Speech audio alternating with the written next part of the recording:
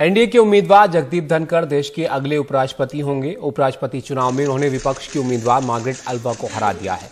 जगदीप धनखड़ को 725 वोटों में से 528 वोट मिले, जबकि मार्गरेट अल्वा को 182 वोट मिले। 15 वोटों को अवैध करार दिया गया। कुल 55 सांसदों ने वोट नहीं डाला। इनमें से 34 सांसद टीएमसी के हैं। टीएमसी ने पहले ही चुनाव से दूर रहने का ऐलान कर दिया था। बीजेपी के 2 सांसद भी स्वास्थ्य कारणों से वोट नहीं डाल पाए। मौजूदा उपराष्ट्रपति वेंकैया नायडू का कार्यकाल 10 अगस्त को समाप्त हो रहा है और 11 अगस्त को जगदीप धनखड़ उपराष्ट्रपति पद की शपथ लेंगे।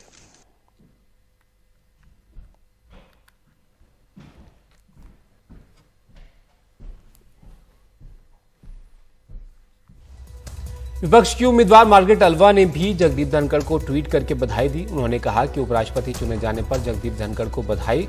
मैं विपक्ष के सभी नेताओं का और मुझे वोट देने वाले सभी पार्टियों के सांसदों का धन्यवाद देना चाहती हूं। दुर्भाग्य से कुछ विपक्षी दलों ने एकजुट विपक्ष के विचार को पटरी से उतारने के प्रयास में प्रत्यक्ष या अप्रत्यक्ष रूप से बीजेपी का समर्थन किया। वहीं कांग्रेस नेता राहुल गांधी ने भी ट्वीट किया, जिसमें उन्होंने लिखा कि जगदीप धनखड़ को उपराष्ट्रपति चुने जाने पर बधाई देता हूं। गरिमा और मर्यादा के साथ संयुक्त विपक्ष की भावना का प्रतिनिधित्व करने के लिए मार्गरेट अल्वा जी का शुक्रिया।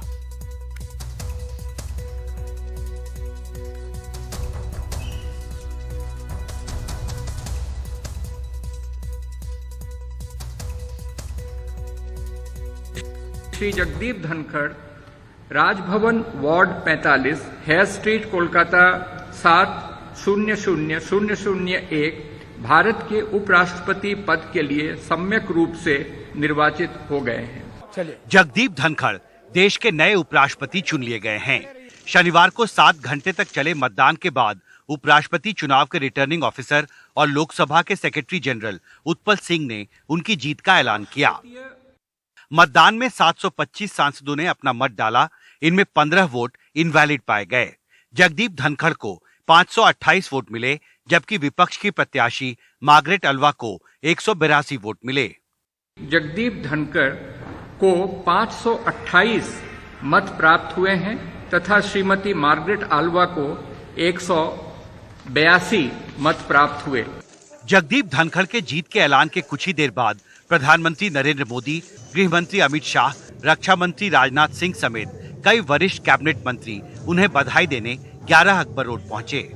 The nation is blessed to have a son of a farmer, an eminent jurist as the Vice President of India, and I think both Prahlad ji as the Parliamentary Affairs Minister and I as the Leader of the House are very fortunate that we'll get a chance to work with Honorable Shri Jagdeep Dhanakhar ji, the Vice President of India. विपक्षी उम्मीदवार Margaret Alva ने नवनिर्वाचित उपराष्ट्रपति जगदीप धनखड़ को बधाई दी, लेकिन विपक्ष की एकजुटता में दरारों की तरफ साफ इशारा किया।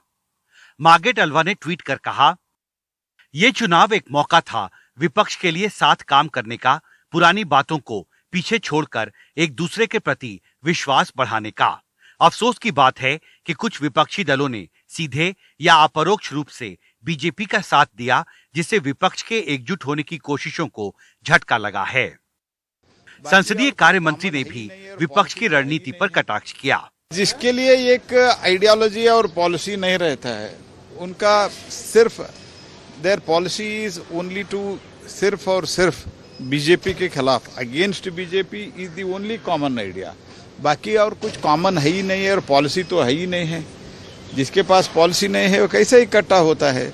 सिर्फ किसी को विरोध करना ही एक पॉलिसी नहीं हो सकते, इसलिए उनका एकता नहीं है तो ये तो बोलने का जरूरत ही नहीं है।